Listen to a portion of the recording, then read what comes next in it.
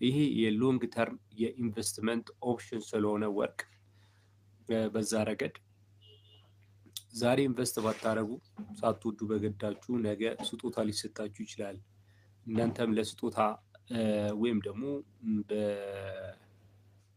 በምታገቡበትም ሰዓት ልታደርጉት ትችላላችሁና ዋጋውን ማወቅ ስለሱ ጋር የተያዙ መረጃ ማወቅ ምንም ጉዳት የለውም፣ ጥቅሙ ያመዝናል።